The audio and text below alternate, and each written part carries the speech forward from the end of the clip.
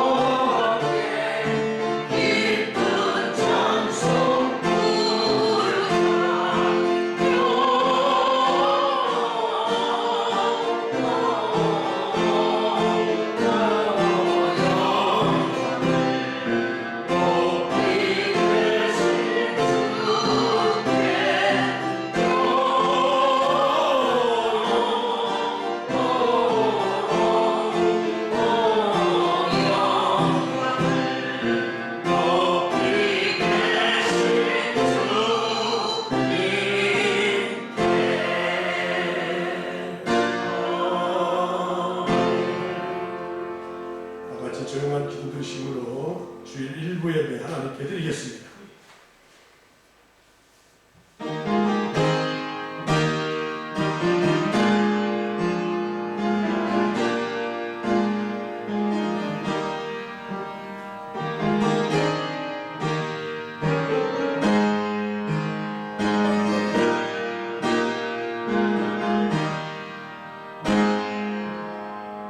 선지자 이사의 책에 쓴 바 광야에서 외치는 자의 소리가 있어 이르되 너희는 주의 길을 준비하라.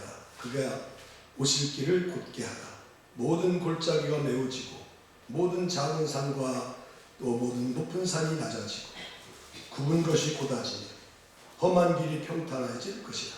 모든 육체가 하나님의 구원하심을 보리라 함과 같으니라. 아멘. 코로나가 이렇게 금년에도 멈추지 않는 가운데서 주님의 탄생을 기뻐하고 주님이 다시 오신 바 약속하신 그날을 기다리며 살아가는 저희들 강림절 오늘 세 번째 주일을 맞이했습니다. 이른 아침에 주의 전에 나와서 이 시간 주님이 기뻐하신 예배를 온 마음 다해서 영광 올려드리려고 하오니 이 예배를 흠양하시고 오늘도 예배하는 성도들을 각자로 만나주시되 말씀으로 만나주시며 찬양으로 기도로 만나시게 하셔서 오늘 세상 가운데서 힘들게 살아왔던 모든 주의 백성들이 오늘 주의 날을 지키며 하나님이 주시는 새 은혜에 젖게 하시며 또 새 힘과 능력을 값지게 받는 귀하고 복된 날 될 줄로 믿사옵고 예수 그리스도의 이름으로 간절히 기도드리옵나이다. 아멘. 찬송가 429장.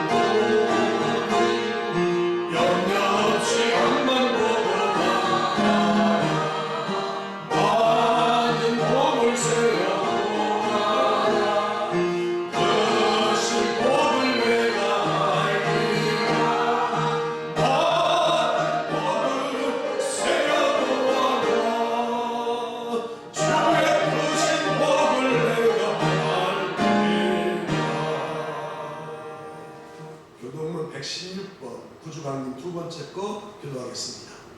이새의 줄기에서 한 싹이 나며 그 뿌리에서 한 가지가 나서 결실할 것이요. 그의 여호와의 영, 곧 지혜의 총명의 영이요 멸망과 전능의 영이요 지식과 여호와를 경외하는 영이 강림하시리니 그가 여호와를 경외하면서 즐거움을 찾을 것이며 그의 눈에 보이는 대로 심판하지 아니하며 그의 귀에 들리는 대로 판단하지 아니하며 공의로 가난한 자를 심판하며 정직으로 세상을 경전한 자를 판단할 것이며 그의 입에 막대기로 세상을 치며 그의 입술의 기운으로 악인을 죽일 것이며 공의로 그의 머리띠를 사오며 성실로 그의 몸의 일을 하오리라.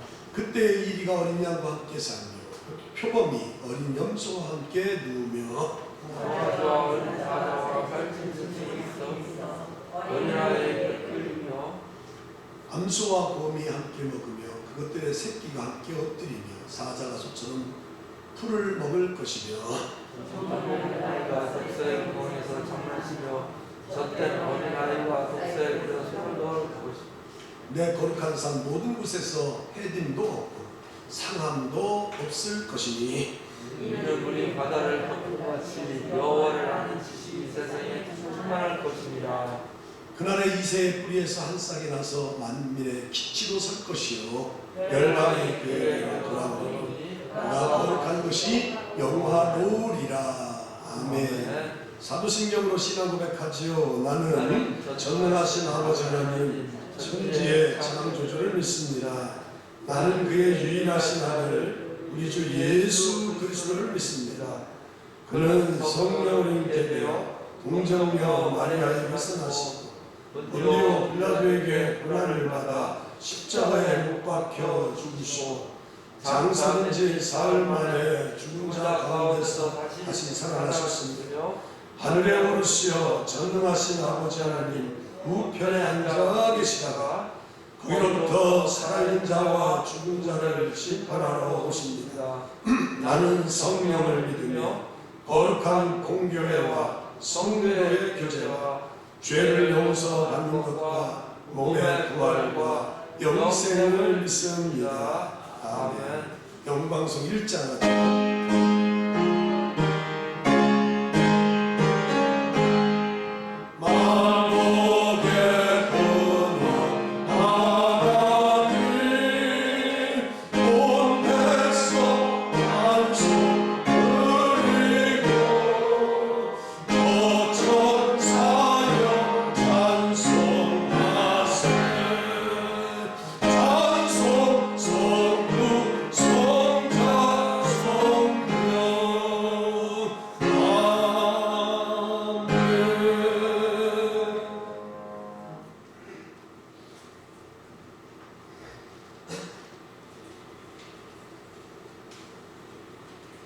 사랑과 은혜가 풍만하신 하나님 아버지, 이 땅에 빛으로 오신 예수 그리스도 우리의 주님을 찬양합니다.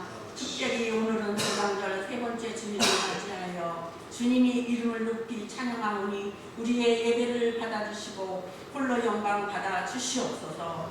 주님이 오심을 경건하게 준비하게 하시고 그 아들을 이 땅에 보내신 하나님의 사랑을 기억할 수 있는 순간순간들이 되도록 인도하여 주시옵소서. 이제 남은 한 달의 기간을 통하여 더욱 주님께 영광 돌리는 복된 시간이 되게 하시고 주님의 은혜를 덧입은 우리가 영원권의 사명을 감당하기에 부족함이 없도록 이끌어 주시옵소서. 임마누엘 되시는 주님, 주님만을 사모하는 우리들이 날마다 주님의 뜻대로 살며 살아계신 하나님의 성령을 받은 증거로 기쁨이 넘치는 삶을 살기 원합니다. 주님의 은혜를 사모하는 심령들마다 성령의 능력을 체험하게 하셔서 주님이 살아계심을 온 누리에 나타낼 수 있게 하옵소서. 그리고 우리에게 믿음을 더하여 주셔서 날마다 새로운 각오와 결심으로 신앙의 무장을 하게 하시고 우리의 삶이 주님의 형상을 닮아가도록 은혜를 덧입혀 주시옵소서. 또한 우리의 삶이 오직 성령과 말씀에 이끌려 언제나 주 안에서 생각하고 말하며 복음을 전하는 복된 삶이 되게 하옵소서. 교회의 머리가 되시는 주님, 이 나라와 이 민족을 그리고 이 땅의 교회가 주님 앞에 온전한 모습으로 나아가기를 소망합니다. 이 땅에 그리스도인들이 성숙한 믿음을 갖게 하시고 예수님 제자로서 바른 삶을 살도록 이끌어 주옵소서. 그리하고 주님의 택한 백성으로 언제 어디서나 세상의 빛과 소금의 직분을 감당하며 주님을 증거하는 일에 최선을 다하게 하옵소서. 온전치 못한 위드 코로나 시기에 오미크론 변종 바이러스 확산 위험으로 다시 편패된 공포에 빠져 있습니다. 그러나 산 소망이 되신 주님을 의지하며 지혜와 능력으로 위기를 극복할 수 있게 하옵소서. 무엇보다 어려운 시기에 주님과 동행하는 삶을 통하여 시련과 고통을 이겨나갈 수 있도록 은혜와 사랑을 이끌어 주시옵소서. 사랑이 넘치는 주님, 지난 한 주간 세상에 사는 동안 세상에 의지하고 타협하며 살아왔던 우리들의 죄악과 허물을 회개하오니 하나님의 은혜로 온전히 깨끗하게 하여 주옵소서. 그리고 사랑해야 할 주님을 사랑하지 못하고 세상을 사랑했던 죄악을 회개하오니 우리를 용서하여 주시고 주님의 십자가의 사랑으로 품어 주시옵소서. 한 해의 마지막 달인 12월 가운데 성탄절을 기다리는 모든 성도들의 마음이 온전히 하나님을 향해 있기를 소망합니다. 추운 겨울 날씨와 같이 땡땡했던 우리의 마음을 뜨거운 성령의 열기로 가득히 채워주셔서 주님의 사랑을 실천하는 은혜가 넘치게 하옵소서. 이 땅에 주님의 나라가 완성되는 그날까지 우리에게 전도의 사명을 쉬지 않도록 축복으로 이끌어 주시옵소서. 이 시간 하나님의 말씀을 증거하시는 목사님을 성령의 권능으로 붙들어 주시오. 말씀 전하실 때 권세 있는 말씀이 되셔서 우리의 상한 심령이 치유받고 새롭게 변화되는 귀한 시간이 되게 하옵소서. 선포되는 말씀을 통해 한 해의 마지막 한 달을 사랑의 시간들로 채워지게 하시고 하나님의 사랑으로 빛을 발하여 살아가는 저희들을 되게 하옵소서. 이 모든 말씀 예수님의 이름으로 감사하며 기도드리옵나이다. 아멘. 하늘에 계신 우리 아버지, 아버지의 이름을 거룩하게 하시며 아버지의 나라가 오게 하시며 아버지의 뜻이 하늘에서와 같이 땅에서도 이루어지게 하소서. 오늘 우리에게 일용할 양식을 주시고 우리가 우리에게 잘못한 사람을 용서해 준 것 같이 우리 죄를 용서해 주시고 우리를 시험에 빠지지 않게 하시고 악에서 구하소서. 나라와 권능과 영광이 영원히 아버지의 것입니다. 아멘.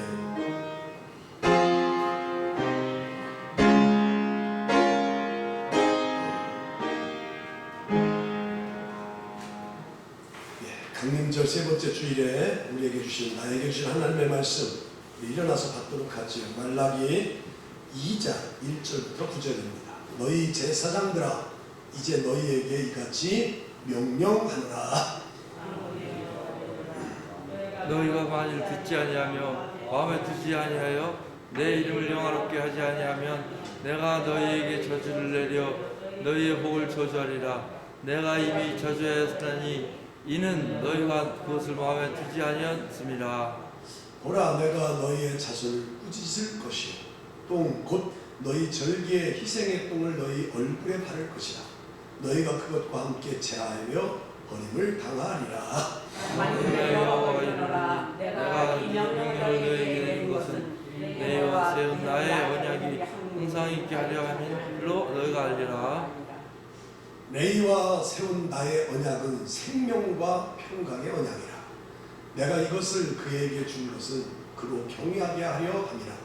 그가 나를 경외하고 내 이름을 두려워하였으며 그의 입으로 진리의 법이 있었고 그의 입술에는 불의함이 없었으며 그가 화평함과 정직함으로 나와 동행하며 많은 사람을 돌이켜 죄악에서 떠나게 하였느니라. 제사장의 입술은 지식을 지켜야 하겠고 사람들은 그의 입에서 율법을 구하게 되어야 할 것이니 제사장은 만군의 여호와의 사자가 됨이거늘. 너희는 오는 길에서 떠나 많은 사람의 율법을 거스르게 하는도다. 나 만군의 여호와가 이르노니 너희가 레위의 번역을 깨뜨렸느니라. 9절 다같이 너희가 내게 지키지 지키지 아니하고 아니하고 율법을 행할 때에 사람에게 치우치게 하였으므로 나도 너희로 하여금 모든 백성 앞에서 멸시와 천대를 당하게 하였느니라 하시니라. 아멘. 예물 봉헌하겠습니다.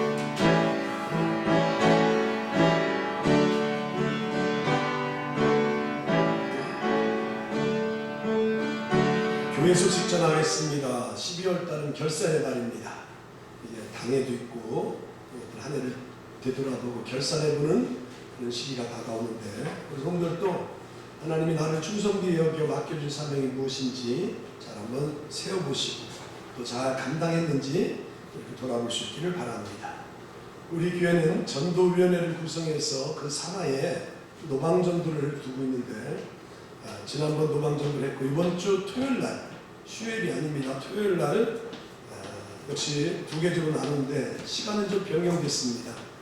그거는 회원들에게 제가 공지할 것이고 그날 일죽 시내에서 이렇게 전도하도록 그렇게 하겠습니다. 그날 우리 전도대원들 그동안 집에서 식사하고 이렇게 오셨는데 그날은 우리 전도위원회에서 대원들을 식사 제공하도록 그렇게 하겠습니다. 22일 날은 교회에서 호떡을 만들고 이 지역을 또 해마다 나누는 성탄 같은 거 나누는 행사를 하는데 쌀 10kg짜리 한 40호 정도, 그 다음에 가래떡 4말 정도, 그 다음에 호떡 이렇게 해서 이 사냥이 솔무로 금사기 일대를 다 돌리도록 그렇게 하겠습니다.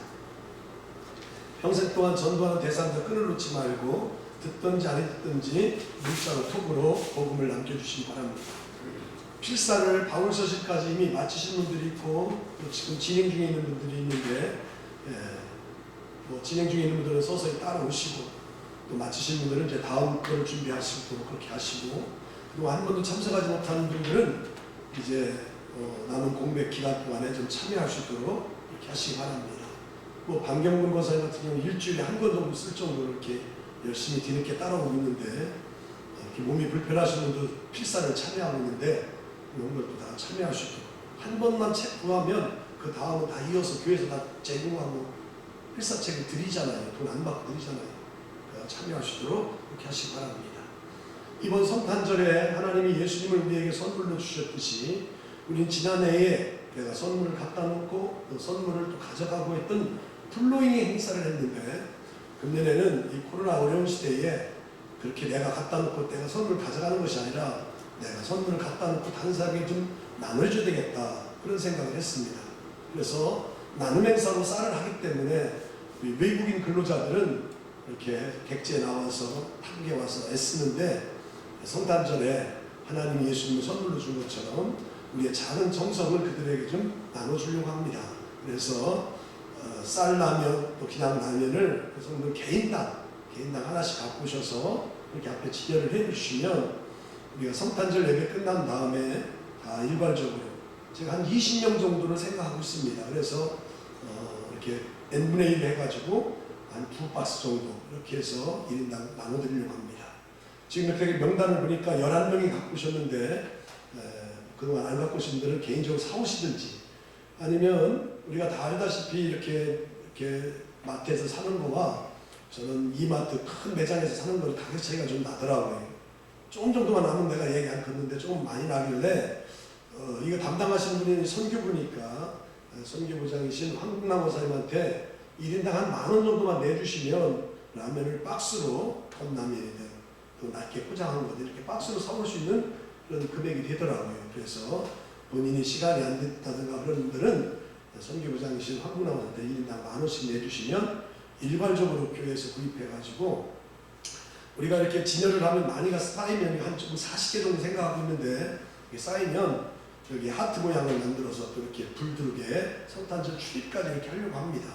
그래서 어차피 갖고 오실 바에는 좀 일찍 갖고 오셔서 이렇게 좀 아름답게 장식될 수 있도록 이렇게 해주시기 바랍니다. 이번 주 금요 기도회는 8시에 사랑속 주관으로 합니다. 다락방 찬양팀이 어제도 연습하는 걸 봤는데 24일날 성탄절날 바로 전날 금요 기도회 있고 그 다음에 성탄절날 토요일날은 새벽기도 없고 그 다음 10시에 성탄절 예배를 토요일날 드릴 거예요. 그때 전날에 다락방 찬양팀이 찬양 인도도 하고 또 기도회 인도하는데 협력까지 이렇게 12월 달에 5주가 있는데 마지막 5주는 송구영신 예배이기 때문에 그때는 하늘소리한테 맡길 것이고 24일 날만 다락방 찬양팀한테 맡길 거예요. 그러니까 그렇게 하시고 준비를 해주시기 바랍니다. 남선교회 여선교회 총회를 하는데 임원들은 뭐 그대로 유임이라고 했으니까 그대로 만지지 마시고 오타치 하시고 결산만 해서 방해 때 보고도 하고 저한테 유인물로 보고해 주시기 바랍니다.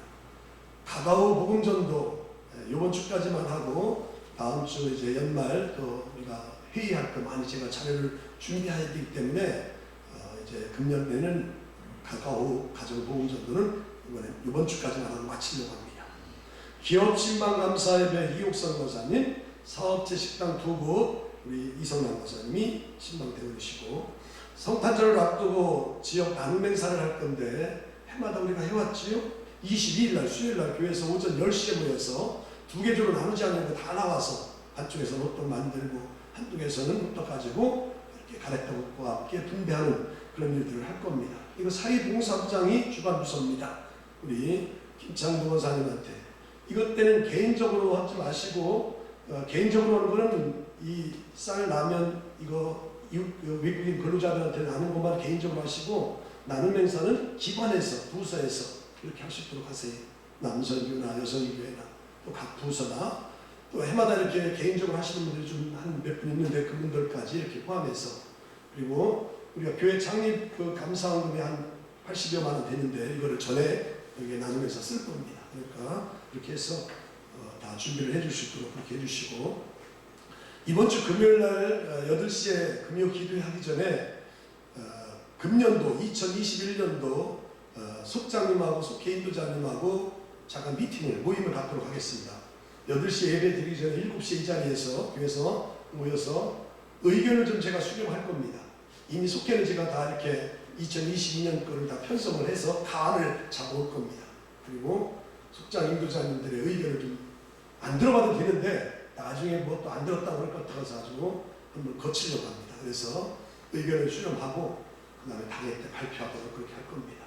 그래서 제가 일부 초안을 만들어 볼 것이고 우리 속장님들 인도자님은 그날 다 참석하셔서 2022년 우리 그 교회 속회 편성이 어떻게 되는지를 와서 조언도 해주시고 또 말씀도 주시면 되겠습니다.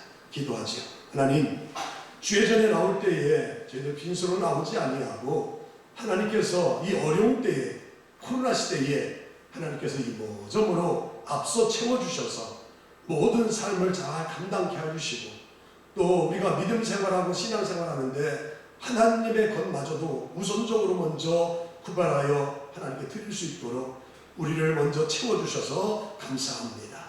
감사한 마음 또 아버지 하나님께서 주신 것들 귀하게 여기는 마음 가지고 이건 내 것 아니고 하나님의 것을 구별하는 성도들에게 하나님께서 더 이 어려운 때에 정말 세상이 줄 수 없는 구별된 복을 하나님이 또 허락하여 주셔서 10의 1조를 드리고도 우리의 삶을 거뜬히 감당해 나아갈 수 있도록 채우시고 또 복 주시고 넘치도록 부어주시는 하나님의 손길을 경험하는 성도들 다 되게 하여 주옵소서. 또 이 땅을 살아갈 때 현실을 보면 감사할 일들이 별로 없지만 그래도 우리는 영적인 눈이 떠서 이미 받은 것 또 받고 있는 것 또 앞으로 받을 것을 생각하면서 감사하는 성도들이 많이 있습니다. 감사의 구체적인 제목을 달아드리는 감사하는 성도들에게 더 감사할 일들이 여기저기서 많이 생겨나게 하여 주셔서 이 어려운 때에 불평하고 또 원망하고 짜증내기보다는 더 하나님의 부어주심에 감격해서 살아가는 귀한 성들이 다 되게 하여 주옵소서. 동일하게 아버지 하나님의 주일원금으로 일천번제로 성미로 속회 예물로 또 신방 감사로 노방전도 후원으로 아버지 하나님을 다 드렸습니다. 동일하게 받으시고 만배로 하나님이 채워주시고 또 하나님이 허락하여 주셔서 금년에 아버지 하나님의 이 코로나 시대에 하나님의 주신 복으로 살아왔는데 앞으로 22년도에도 더 변함없이 코로나가 이렇게 장기화되는 그런 속에서도 더 하나님의 부어주심으로 살아가는 귀한 성들이 다 되게 하여 주옵소서. 이 시간 아버지 하나님의 종이 강림절에 대한 말씀 지난주에 이어서 말라기서를 강의하려고 합니다. 아버지 하나님, 이 말라기서의 말씀을 들으면서 주님이 다시 오시고 이 땅에 오심을 기다리는 저희들 다 들 수 있도록 우리에게 메말로 있고 사모하는 심령 속에 말씀으로 충만하게 적셔지는 귀한 시간 될 줄로 믿사옵니다. 예수 그리스도의 이름으로 간절히 축복하며 기도드리옵나이다. 아멘. 할렐루야. 아멘. 아멘. 아멘. 네, 옆 사람 인사하시죠. 자, 주일날 뵈니까 참 좋습니다. 주일날 뵈니까 참 좋습니다. 강림절이지요? 강림절. 대강절, 대림절 이렇게 불러주지요? 강림절. 예수님의 탄생을 기뻐하고 예수님이 다시 오신다 약속하신 날을 기다리는 절기, 강림절입니다. 11월 마지막 주일부터 시작해서 성탄절까지 5주를 강림절이라고 해요. 그런데 우리는 추수감사절에 11월 28일 날 마지막 주일 지켰기 때문에 우리 지금 한 주가 늦춰졌어요. 그래서 제가 지난주에 말라기 1장에 있는 말씀, 오늘 2장에 있는 말씀, 다음 주 3장에 있는 말씀, 그 다음에 마지막 주는 또 송년주일이잖아요. 그래서 송년주일에 대한 말씀을 소개하고, 금요 기도회 때 24일 날 바로 성탄절 앞에 있는 금요 기도회 때에 강림절 마지막 네 번째 이 말라기서를 소개하려고 합니다. 그때는 비유설교를 잠깐 뒤로 하고, 오늘은 저주가 축복으로 바뀌려면 이런 말씀을 소개하고, 다음 주에는 3장에 가면 주님이 임하시는 날, 주님이 오시는 날, 주님이 임하시리니, 그런 말씀이 소개되는 말씀을 소개하고, 3장 후반부에 보면 16장 18절 속에 보면 하나님을 경외하는 자들이 서로 피차 말하였다. 하나님을 경외하는 자들이 서로 피차 무슨 말을 했는지를 강림절 마지막 설교를 그 말씀을 나누려고 합니다. 자, 오늘은 두 번째로 저주가 축복으로 바뀌려면, 한 나그네가 프랑스 접경에 있는 알프스 산맥, 알프스, 중부인 이탈리아, 이쪽 이탈리아, 스위스를 중심으로, 또 동부인 저 펜실베니아, 오스트리아, 독일, 그 다음에 남부 쪽이면 여기 지금 프랑스 쪽, 이렇게 다 연결되어 있는 아주 큰 산맥이 바로, 유럽의 큰 산맥이 바로 알프스 산맥이지요. 거기에 몽블랑 산이라고, 그게 가장 높은 산인데 뭐 한 4,800m 된다고 하잖아요. 높은 산인데, 그 한 나그네가 프랑스의 접경에 있는 알프스 산맥을 이렇게 여행하고 있었습니다. 근데 그 알프스 산맥을 보니까, 산이면 우리나라 같이 이렇게 뭐 나무가 이렇게 울창하고 있고 또 풀도 나고 해야 되는데, 아주 메마른 그런 광야 사막 같은 그런 불무지를 보면서 나그네가, 야, 이렇게 산맥에 왔는데 이렇게 산에 나무도 없다 해가지고 뭐라고 탄식했냐면, 야, 이곳은 정말 신의 저주를 받은 땅이네, 하나님의 저주를 받은 땅이네 하면서 불안폭이 없는 그런 죽음의 땅, 불모지 같은 땅을 여행하면서 그렇게 탄식을 하게 된 거예요. 그래서 이 나그네가 그렇게 탄식하면서 좀 가다가 누구를 만나게 되냐면, 한 노인을 만나게 됩니다. 노인을 만나는데 그 노인이 하나 뒤에는 집보따리를 지고 매랑 같은 걸 하나 줬는데, 어떤 시부칠 하나 꺼내가지고 땅을 푹 찍어가지고 그 뒤에서 맨 배낭 속에서 도토리 하나를 꺼내다가 심는 거예요, 노인이. 그 나그네가 그걸 봤습니다. 그래서 나그네가 그 노인 그 할아버지를 찾아가서 뭐라고 말하냐면, 도대체 무슨 일을 하는 겁니까? 무엇을 심는 겁니까? 그렇게 했더니 그 노인이 나그네한테 봐도 모르냐, 이렇게 지금 세부치를 푹 쪄가지고 거기 펭귄에다가 내가 도토리 하나를 심어놓는다. 그러면 이 도토리가 나중에 싹이 나고 열매가 나오고 잎이 자라서 큰 무성한 그런 나무가 되어서 이 불모지 같고 이 황량한 이 땅을 다 푸른 나무로 덮을 것이다 라고 하면서 도토리를 심는 거예요. 그랬더니 그 나그네가, 아니 언제 그런 때가 오겠냐, 언제 그 지금 심어가지고 언제 산이 이렇게 수풀을 끼고 나무가 울창하게 이렇게 숲이 생기는 그날이 언제 오겠냐, 그러면서 서로 헤어지고 갔어요. 그렇게 갔기를 한 25년이 지난 후에 이 나그네가 또 그 산맥을 가게 되었어요. 근데 25년 지나고 나서 가봤더니 그 산이 그 노인네가 심었던 도토리 나무라든가 모든 것들이 참 울창하게 이렇게 커가지고 큰 숲을 이루고 산을 이룬 거예요. 그러면서 지난날에는 25년 전에는, 야, 이거 신의 저주를 받은 땅이다 했던 그 땅이 아주 그냥 숲풀로 다 이루어가지고 아주 살림을 잘 이루었던 것을 보게 된 거예요. 한 사람의 노인의 희생과 헌신을 위해서 불과 25년 만에 그 땅이 축복의 땅으로 바뀌었어요. 자, 오늘 읽는 말씀처럼 저주가 축복으로 바뀌려면 오늘 말씀의 주제가 바로 그거예요. 불모지 같은 땅이 축복의 땅이 된 것처럼. 한번 우리 따라서 한번 제목을 한번 읽어볼까요? 시작. 저주가 축복으로 바뀌려면, 아멘. 저주가 축복으로 바뀌려면, 지금 이거 쓴 사람은 누구냐? 말라기입니다. 말라기는 뭐라고 했느냐? 여호와의 사자, 나의 사자, 마이 메신저, 이런 뜻을 가지고 있는 것이 바로 말라기예요. 말라기서는 이 시대의 상황이 어떤 시대의 상황이냐면, BC 예수님 오시기 전 400년 전에 니에미아라는 사람이 유다의 이스라엘의 개혁을 막 합니다. 우리나라도 이제 앞으로 대통령 선거가 이제 한 80일 남았는데 대통령 되고 나면 이거 고치려고 하잖아요. 변화를 일으키려고 하잖아요. 그런 것처럼 느헤미야가 유다의 백성들을 향해서 개혁을 하려고 하는데 그 개혁을 하려고 했던 사람이 바사에 오늘 페르시아 이런 나라를 섬기게 되어서 거기로 가게 돼요. 그리고 거기서 불과 몇 년 있다 다시 소환해서 오게 되는데 그 오는 찰나 그거를 참지 못하고 유다 백성들이 또 제사장들이 하나님의 백성들이 타락하게 돼요.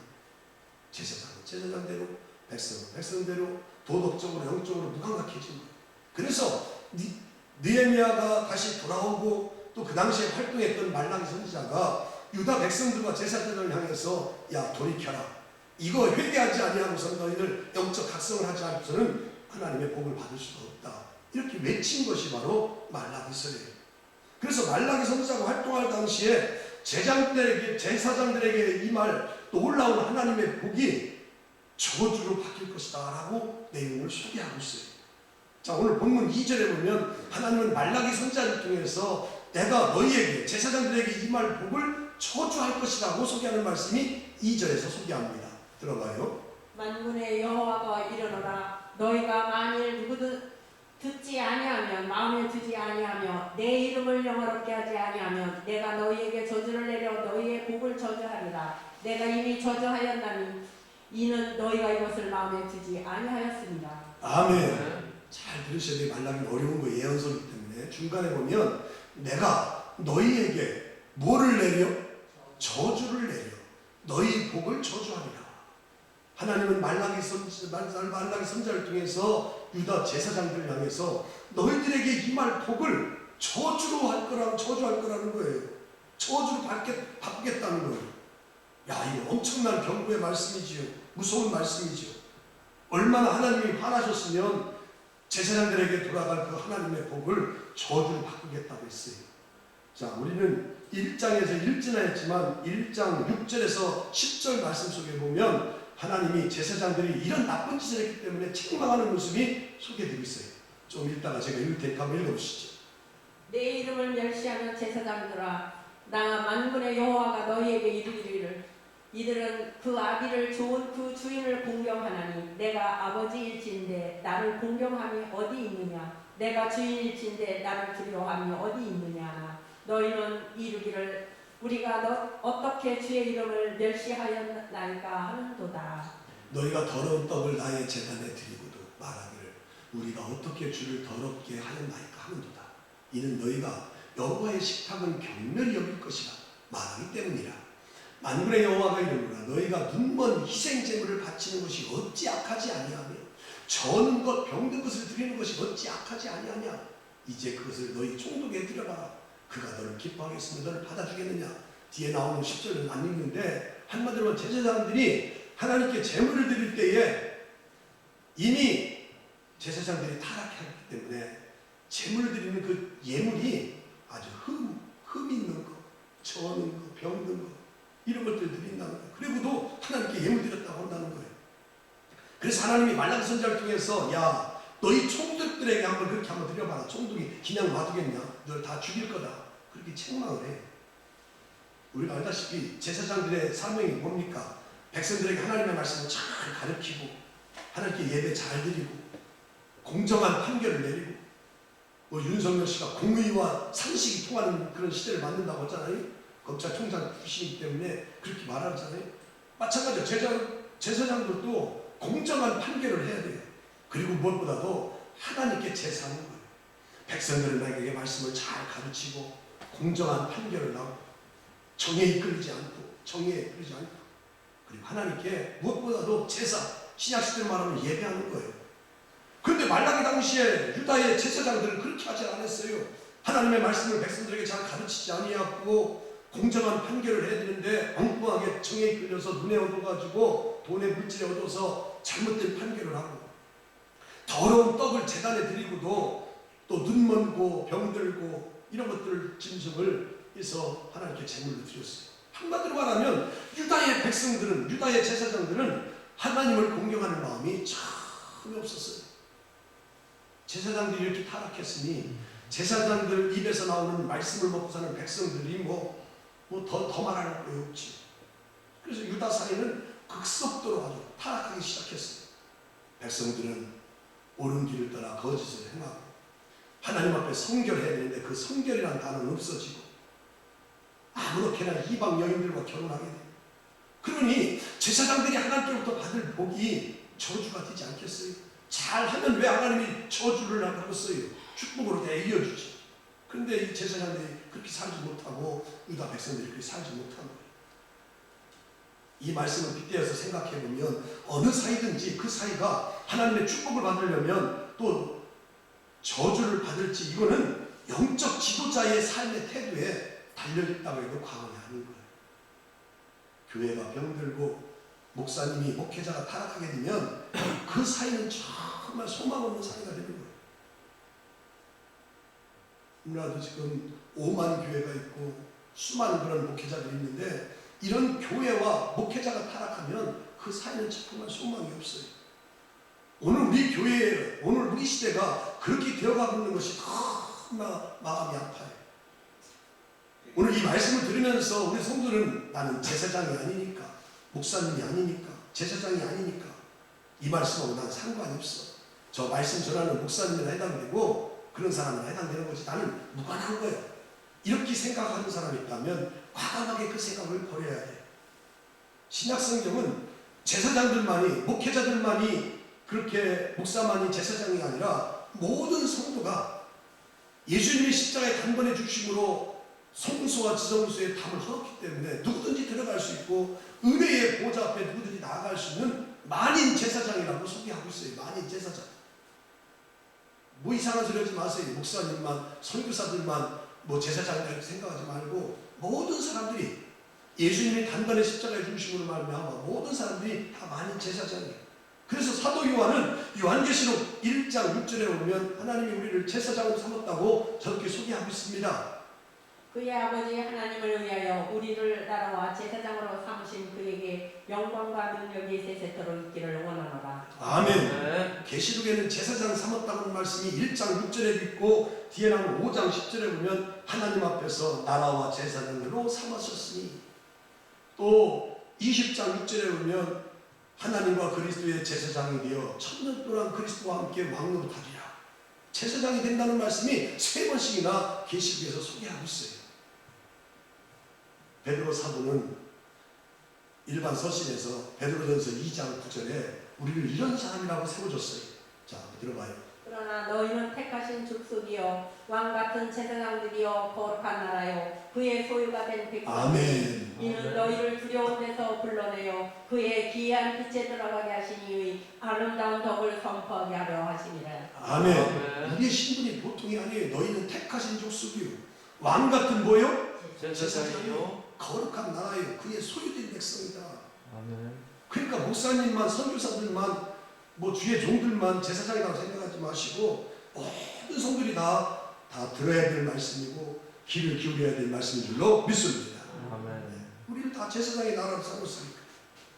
자, 오늘 본문을 통해서 가장 먼저 우리가 주목해야 될 것이 바로 뭐냐? 1, 2절에 보면 이런 제사장들이 내 이름을 영화롭게 하지 아니했다, 이런 말씀이 소개되고 있어요. 너희 제사장들아 이제 너희에게 이같이 명령하노라. 만군의 여호와가 이르노라. 너희가 만일 듣지 아니하며 마음에 두지 아니하며 내 이름을 영화롭게 하지 아니하며, 만일 듣지 않았다, 영화롭게 하지 않았다는 말씀이 소개되고 있어요. 제사장들은 당연히 하나님의 복을 받아야 될 제사장들은 하나님의 복을 풍성히 받아야 되는데 왜 하나님의 풍성한 복을 받지 못하고 저주를 받게 됐느냐? 그들이 하나님의 말씀을 듣지 아니하고 마음에 두지 아니하고 중간에 나오는 말씀처럼 하나님의 이름을 영화롭게 하지 않은 거예요. 우리가 하나님을 위해서 살도록 구별하여 세운 사람들이 바로 누구냐? 제사장들입니다. 태어날 때부터 하나님의 것으로 선택되어서 성전에서 하나님께 구별되어서 제사 드리는 사람은 누구냐? 제사장이에요. 제사장. 그래서 제사장의 모든 삶은 오늘 목회자처럼 성전 중심으로 모든 것이 다 짜여져 있어요. 모든 시간을 하나님께 영광이 드러나도록 사용해야 되는 게 바로 제사장들이에요. 그렇기 때문에 누구보다도 제사장들은 하나님의 특권을 누렸고 특권을 누린 만큼 하나님의 복을 받았어요.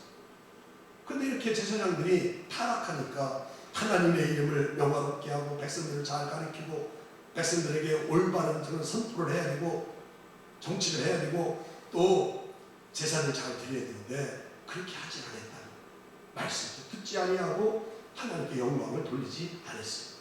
그래서 하나님은 너희의 그 돌아갈 그 복을 내가 저주 바꿀 것이다 라고 오늘 봉독한 말씀 3절에서 2절에서도 그렇게 말하고 또 3절에서도 말합니다. 자, 3절 보라 내가 너희의 자손들을 꾸짖을 것이요 똥 곧 너희 절기의 희상의 똥을 너희 얼굴에 바를 것이요. 야, 성경에 이런 표현이 있어요. 똥을 얼굴에다 바를 거냐. 그리고 너희가 그것과 함께 제하여 버림을 당하라. 하나님이 인간을 창조하신 창조의 목적이 뭘까?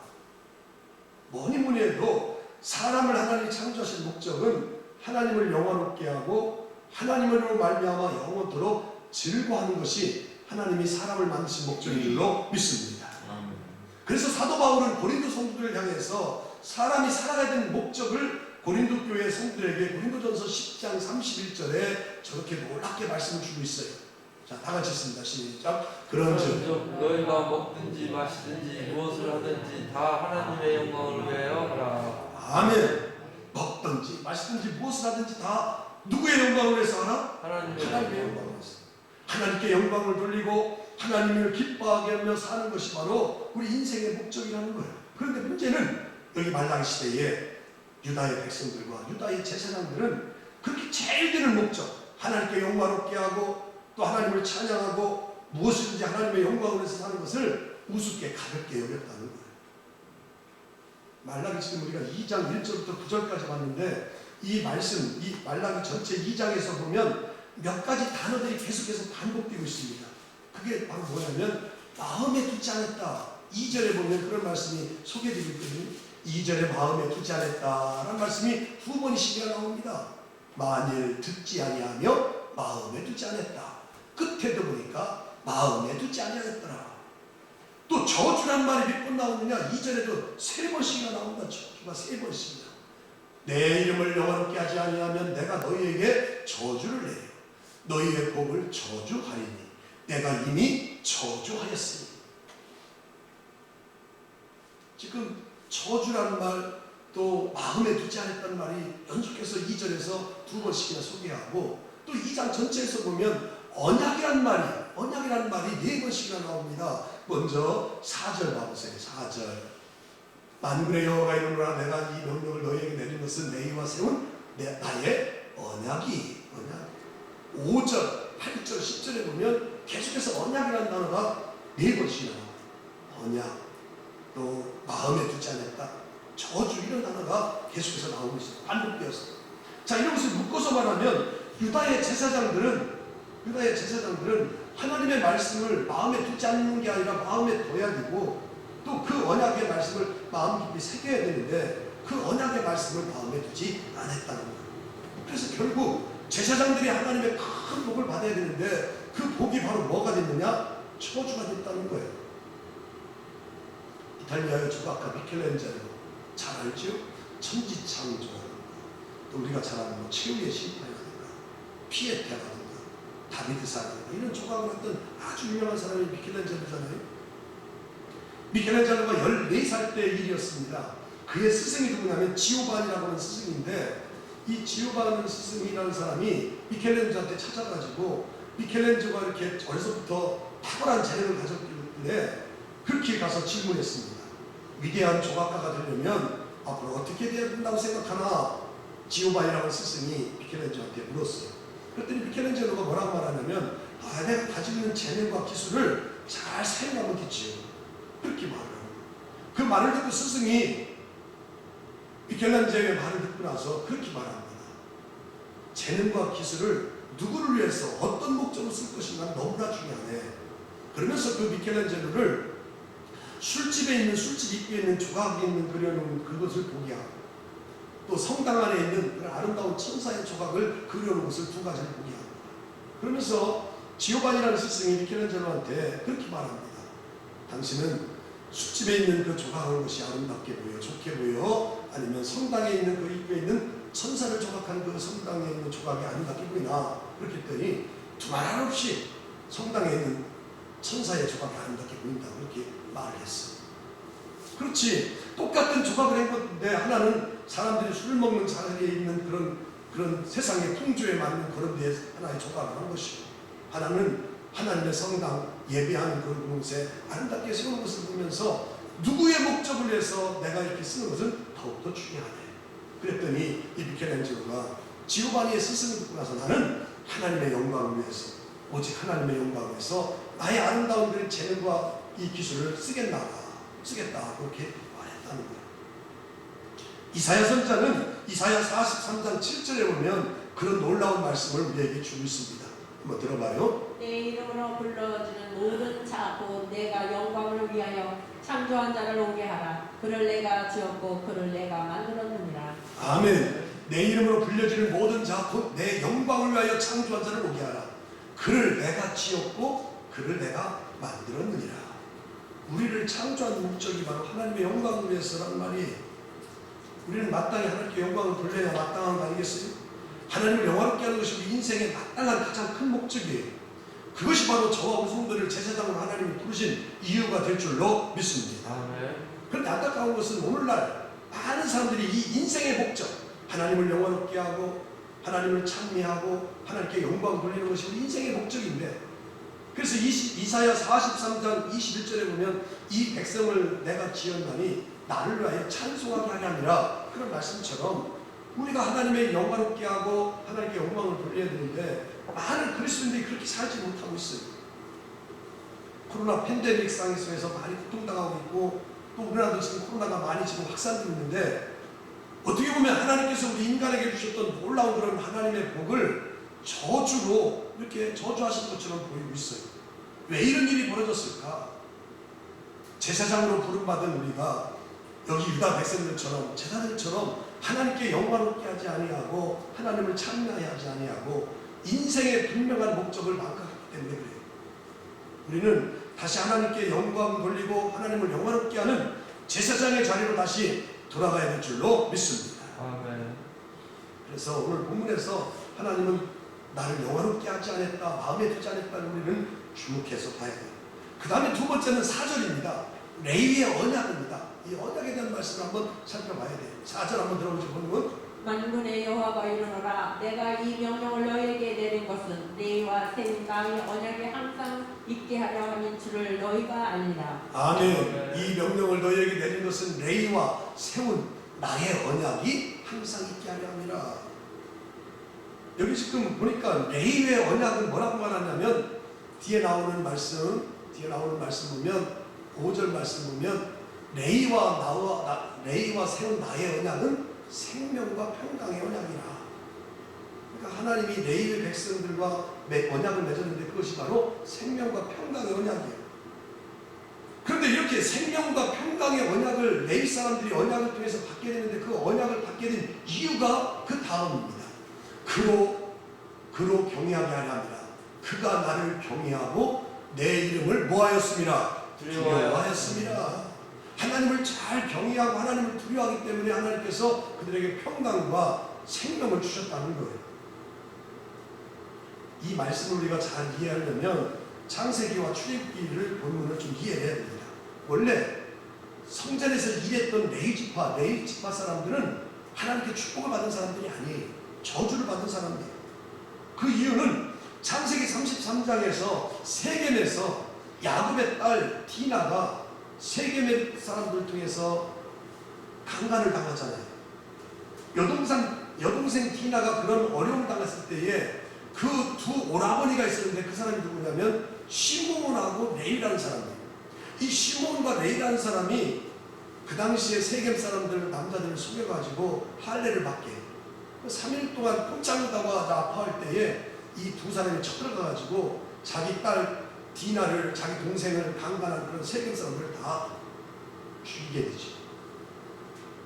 그래서 나중에 야곱이 12아들을 축복할 때에 이 두 아들 시몬과 레위를 향해서 축복하지 않았어요. 흩어질 것이다 라고 저주했어요. 그 말씀을 우리가 창세기 49장 5절 7절에서 잘 소개합니다. 자, 야곱의 축복 들어보지요. 시몬과 레위는 형제여 그들의 칼은 폭력의 도구로다. 내 영혼아 그들의 무의에 상관하지 말지어다. 내 영광아 그들의 집회에 참여하지 말지어다. 그들이 그들의 분노대로 사람을 죽이고 그들의 혈기대로 소의 발목을 힘줄로 끊었으리로다. 아멘. 아멘. 시몬과 레위 이 사람들은 여기 지금 야곱이 저주한 대로 축복에 흩어짐을 당했어요. 흩어짐에 당했어요. 근데 이 레위 지파가 어떻게 이렇게 저주를 받았는데 저주의 축복에서 다시 흩어지지 아니하고 놀라운 축복의 흩어짐을 받게 됐는가? 저주가 어떻게 축복을 받게 됐는가? 이거는 우리가 레위 지파가 저주 대신에 축복을 받은 것은 출애굽기 32장에 가보면 알 수 있어요. 모세가 시내산에서 올라가서 40일 동안 하나님 앞에 머물러 있을 때에 산 아래에서는 아론을 중심으로 해서 이스라엘 백성들이 금송아지를 만들고 거기서 우상을 만들어서 섬기게 돼요. 이것을 알게 된 모세는 내려와가지고 하나님께로부터 받은 그 두 돌판을 바닥에 던져가지고 깨트리죠. 그리고 진 문에 서가지고 그렇게 큰 소리로 모세가 외칩니다. 야, 누구든지 하나님 편에 쓸 수 있는 사람은 다 내게 와라. 그랬더니 서로가 다 눈치를 보고 다 오지 않는 거예요. 그때 하나님 편에 서겠다고 나선 사람이 누구냐? 레위 지파였어요. 레위 지파. 레위 지파가 처음에는 이렇게 세겜 사람들 시몬하고 레위 지파가 그렇게 해서 가서 잘못한 해서 흩어짐에 축복받았지만 이렇게 하나님 편에 쓰겠다고 나와 쓰겠다고 한 사람은 다들 없는데 레위 지파만 나온 게 돼요. 그래서 레위 지파가 나왔을 때 모세가 그들에게 야, 너희는 각각 허리에 칼을 차라. 그리고 이문에서 저문까지 우상에 빠진 사람들을 다 죽이되 형제든 친구든 이웃이든 가리지 말고 다 쳐라. 그랬더니 레위 자손이 그렇게 함으로 해서 그날 3,000명가량을 죽게 돼요. 이 일이 있고 나서 모세가 레위 지파를 향해서 놀랍게 축복을 하는 것이 우리가 잘 아는 출애굽기 32장 29절이에요. 다 같이 읽습니다. 시작. 모세가 이르되 각 사람이 자기의 아들과 자기의 형제를 쳤으니 오늘 여호와께 헌신하게 되었느니라. 그가 오늘 너에게 복을 내리시니. 아멘. 모세가 레위 지파들이 그런 일들을 감당했을 때 주시는 축복입니다. 각 사람이 자기 아들과 자기 형제를 쳤으니 오늘 여호와께 뭐 하게 되었느니라? 헌신하게 되느니라. 그가 오늘 너희에게 복을 내리시리라. 아멘. 레위 지파가 흩어짐의 저주를 받았는데 이런 놀라운 축복을 받게 된 건 뭐냐? 헌신하게 되고 또 하나님 편에 서게 됐다는 거예요. 이 하나님 편에 서게 되고 헌신의 삶이 저주의 흩어짐의 삶에서 축복의 삶으로 바뀐 거예요. 그러니까 우리 성도들도 지금 내 삶이 힘들고 하나님께로부터 복을 받지 못하고 저주받은 그런 삶이다 여겨진다면 또 그런 상황 속에 있다면 오늘 레위 지파가 하나님께로부터 다시 축복의 지파로 받게 된 것들을 한번 생각해 봐야 돼요. 그건 바로 뭐냐? 하나님 편에 서고 하나님께 헌신하는 거예요. 이거 방법밖에 없어요. 우리가 잘 아는 인도의 선교사인 스탠리 존스라는 사람이 있는데 미국의 연합감리교회에서 파송된 사람이 바로 스탠리 존스죠. 인도에서 평생 동안 선교사를 한 사람이에요. 나중에 넬 말이라고 하는 사람이 스탠리 존스의 전기를 쓰게 되죠. 근데 이 스탠리 존스를 향해서 말이라고 하는 사람이 그렇게 썼습니다. 뭐라고 하냐면 스탠리 존스는 하나님께서 마침표를 찍을 때까지 스탠리 존스는 결코 쉼표를 찍지 않았다. 그의 고향은 미국도 아니고 인도도 아니고 오직 예수 그리스도 하나님이었다. 마지막 전기를 그렇게 남겨놨어요. 그 사람이 미국에서 태어나서 평생 동안 인도에서 살았는데 미국과 인도가 그의 편이 아니었다는 거예요. 오직 예수 그리스도 하나님 편에서 그 풍속에서 살았다는 거예요. 그렇습니다. 우리가 하나님 편이 되고 레위 지파처럼 하나님 편이 되고 하나님께 헌신할 때에 하나님은 저주의 삶에서 축복의 삶으로 바뀌어질 줄로 믿습니다. 아멘. 자, 그래서 오늘 이제 마지막으로는 이제 7절 말씀 보면서 만군의 여호와의 사자라는 말씀을 우리가 귀담아서 한번 들어봐야 돼요. 7절 본문 들어보지요. 제사장의 입술은 지식을 지켜야 하겠고 사람들은 그의 입에서 율법을 구하게 되어야 할 것이니 제사장은 만군의 여호와의 사자가 되니거늘. 아멘. 제사장의 입술은 지식을 지켜야 하겠고 사람들은 그의 입에서 율법을 구해야 될 것이다. 제사장은 만군의 여호와의 사자가 됐다. 여기 지금 제사장의 사명이 바로 뭐냐? 여호와의 사자라는 거예요. 제사장이 여호와의 사자는 말라기서의 이름이 바로 여호와의 사자라고 했잖아요. 나의 사자라고 했잖아요. 사람들로 하여금 그 말씀대로 살도록 잘 가르치고 그렇게 해야 되는 거예요. 여호와의 사자가 그 말라기 자기 자신의 이름이에요. 자기 자신에게 말하듯이 제사장은 여호와의 사자가 되어야 된다 지금 말하잖아요. 원래 제사장의 사명은 세 가지입니다. 하나는 열심히 중보기도 하는 것, 하나는 제사 예배하는 일, 그 다음에 율법을 잘 가르치는 것이 이 제사장의 사명이에요. 근데 오늘 본독한 말씀 6절에도 보면 그렇게 나오죠. 제사장은 그의 입에는 진리의 법이 있었고 그의 입술에서는 불의함이 없었으며 그가 화평함과 정직함으로 나와 동행하며 많은 사람을 돌이켜 죄악에서 떠나게 하셨느니라. 그리고 사람들은 그의 입에서 나오는 율법을 구해야 된다고 7절에서 말하죠. 근데 제사장은 그런 게 없어. 진리의 법도 없고 진리를 올바르게 가르치고 선포하지도 않고 하나님께로 많은 사람들을 돌아오게 하는 일도 하지 않은 거예요. 그런 일들이 본연의 사명이고 그게 본분의 사명인데 이 제사장은 그걸 감당하지 못한 거예요. 그래서 이것들을 다시 회복하고 다시 일깨워주는 말씀이 오늘 말라기서의 오늘 말씀이에요. 독일어 히틀러라는 사람이 알죠? 히틀러에서 거기에 충성했고 거기 히틀러 소년대에서 열심히 일했던 사람이 고백하는 게 그겁니다. 히틀러가 정권을 잡았을 때 그 나이가 16살. 독일 어떤 사람도 그의 나치에 대해서 조금 더 추호도 의심하는 사람이 없고 다 추종하고 다 악모하고 다 협력하고 따라갑니다. 그래서 이 소년도 16살 먹은 그 이후에 그 독일 아돌프 그 독일 나치가 하는 그 히틀러가 하는 그런 비행 공장에 가서 열심히 일을 하게 돼요. 청춘을 다 바칩니다. 그리고 자기가 다니는 교회에서도 그 교회 목사님이 히틀러에 대해서 전부 나쁘게 말하지 않는 거예요.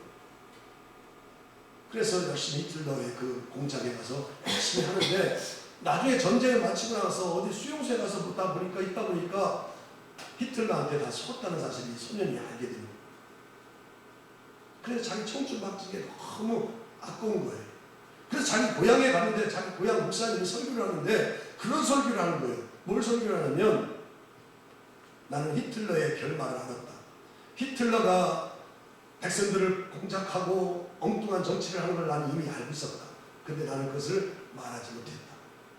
왜? 말을 하면 위에서 지령이 와서 내가 잡혀가고 나는 목회로서 이제 못할 것 같아서 얘기를 못했다. 그러나 그의 결말을 분명히 이렇게 당할 것이라는 것을 알았다. 그것을 누가 듣게 됐냐? 그 히틀러에서 정권에서 같이 열심히 일을 하고 청춘을 바친 소년이 듣게 되는 거예요. 그래서 끝나고 나서 목사님이 성도라고 인사하는데 그 목사님한테 가서 따지는 겁니다. 정한 아니 목사님이 그런 사실을 알았으면 왜 교회에서 선포하고 말을 하지 않았냐? 그렇게 선포하지 않고 말을 해서 내가 그것을 알지 못해가지고 내 청춘을 지금 그 아돌프 히틀러의 그 정치에 가서 다 온 것들 다 바쳤는데 나중에 알고 보니까 내가 다 쏘먹고 다 사기당했다는 것을 알게 됐는데 왜 그것을 말해주지 않았냐고 그 목사님에서 막 따지는 거예요. 제사장이 바로 그거냐? 사람들이 좋아하든 말든 싫어하든 말든 사람이 사는 길, 영생의 길, 생명의 길을 말해야 될 줄로 믿습니다.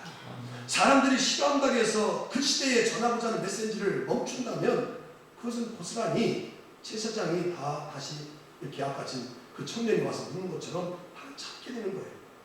오늘 이 시대에 누가 우리 이 시대의 제사장이 되느냐? 모든 성들이 다 말라기처럼 제사장이 되어서 많은 사람들에게 말할 수 있어야 되고 선포할 수 있어야 되고 전할 수 있어야 될 줄로 믿습니다. 지금 강림절 세 번째 주일을 맞이하고 있는데 우리를 이 땅에서 구원자로 오신 예수 그리스도 또 우리를 다시 심판하실 예수 그리스도 주님을 다시 기다리는 절기인데 그래서 강단에 보면 촛불이 펴놨을 텐데 아마 지금 세 번째 주일이면 양쪽에 3개씩이 다 펴졌을 거예요. 우리는 지금 촛불이 없는데 이런 절기를 우리는 어떻게 하면서 보내야 되냐? 오늘 이 말라기서 말씀처럼 당연히 다 하나님을 영화롭게 하고 말씀을 율법을 마음에 두고 할렐루야. 그리고 늘 하나님 편에 쓰고 에이지파가 흩어짐의 저주를 받았지만 축복을 받은 것은 헌신했기 때문에 그러니까 하나님께 헌신하고 봉사하고 그리고 말라기서의 이름처럼 여호와의 사자로 나의 메신저로서 열심히 많은 사람들을 주님께 돌아오도록 귀한 일을 감당해야 될 줄로 믿습니다. 아멘. 이런 일들을 잘 감당하다가 은혜의 절기를 보내시고 또 강림절을 보내시다가 주님 탄생하심을 마음껏 찬양하고 기뻐할 수 있는 저와 성도들이 다 되어줄 수 있기를 주님의 이름으로 축복합니다.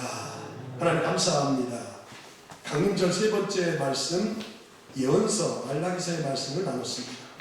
그 당시에 유다 백성들과 제사장은 니헤미야가 많은 개혁을 하다가 바사왕 페르시아 왕으로 가서 섬기러 갔을 때에 그때에 타락하고 또 제사장의 본연의 임무를 다 망각해서 하나님은 제사장의 임할 복을 저주로 바꿀 것이다 라고 선포했는데 또 이 레위파가 다시 하나님의 큰 축을 받게 된 것은 또 그들의 아버지 헌신과 또 하나님 편에 섰을 때에 그들을 축복으로 바꿔주셔서 또 말라기가 아버지 하나님 그들을 다 본연의 임무를 찾게 하고 또 본연의 사명을 감당하도록 일깨우시는 말씀을 저희들 말씀 살펴보게 해주셔서 감사합니다.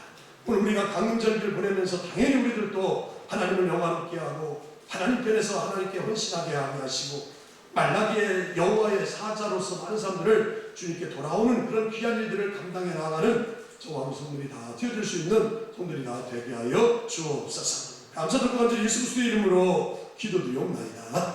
아멘. 찬송가 427장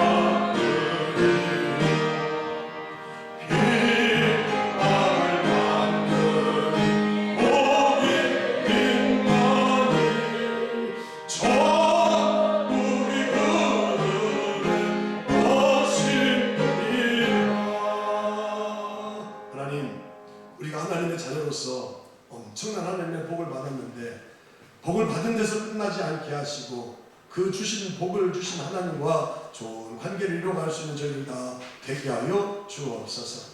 오늘 말씀 들은 것처럼 유다의 백성들과 제사장들이 그들이 받을 복을 저주로 바꾸겠다고 하는 그런 안타까운 일이 일어나지 않도록 오늘 우리가 늘 하나님 편에 서서 하나님께 헌신하고 하나님께 영화롭게 하고 우리의 맡겨진 사명 그대로 여호와의 사자로서 많은 사람들에게 전하고 하나님 품으로 돌아오도록 일깨우는 사명 감당하는 저희들 다 되게 하여 주옵소서. 그런 말씀대로 살려고 또 그 사명대로 감당하려고 하는데 우리 육신의 질구로 인해서 그것을 안타깝게 감당하지 못하는 손길들 많이 있습니다. 하나님이 찾아가 어루만져 주셔서 사람을 지으시고 만드시고 생명은 하나님의 손에 있는 주님께서 역사하셔서 다 회복되게 하시고 치유함 얻게 하시고 나음을 얻게 하여 주셔서 하나님이 주신 건강 가지고 여호와의 사자의 사명을 잘 감당하는 저희들 다 되게 하여 주옵소서. 아버지 우리에게 마음의 소원 기도의 제목을 주셔서 하나님 앞에 기도하게 하셔서 감사합니다. 기도해서 이루어진 것도 있지만 여전히 아버지 희망이 안 보이는 기도의 제목도 있습니다. 하나님의 때를 잘 묵묵히 기다리는 저희를 되게 하셔서 기도하면 반드시 들어서 하나님이 이루어 가시는 하나님의 손길을 또한 경험하는 성도들 다 되게 하여 주옵소서. 이 코로나 시대에 어떻게 하면 한 영혼이 주님 품으로 돌아올 수 있을까? 구원받을 수 있을까? 노심초사하며 몸으로 애쓰고 수고하는 우리 교회와 성도들이 있습니다. 하나님 저들을 사용하시고 도구로 사용하여 주셔서 이 코로나 시대에 아직도 여전히 본인이 죄인인 것을 깨닫지 못하고 그리스도가 필요함을 알지 못하는 많은 백성들을 향하여 외치고 전하는 저희들 다 되게 하여 주셔서 우리와 같이 구원받고 하나님의 자녀로 사는 역사들이 많이 나타나게 하여 주옵소서. 금년이 다 지나갑니다. 얼마 남지 않은 기간 우리에게 맡겨진 사명 최선을 다해서 감당하게 하시고 또 일하게 하여 주셔서 하나님이 더 큰 일을 이후에 또 맡길 수 있는 그런 우리 성도들이 다 되게 하여 주셔서 2022년 명년에는 또 우리 성도들이 더 힘있게 이 코로나 시대에 왕성하게 감당할 수 있는 온 성도들 다 되게 하여 주옵소서. 이제는 우리 주 예수 그리스도의 구속의 은혜와 하나님 아버지의 놀라우신 사랑하심과 성령님의 감화 교통 역사에도 충만하신 은혜가 이 복된 날에 귀한 전에 이른 아침에 나와서 예배하며 주신 말씀 마음 신비에 새기고 하나님이 허락하신 가정으로 돌아가는 모든 성도들 머리머리 위에 이제부터 영원토록 함께 하시옵기를 간절히 축원하옵나이다. 아멘.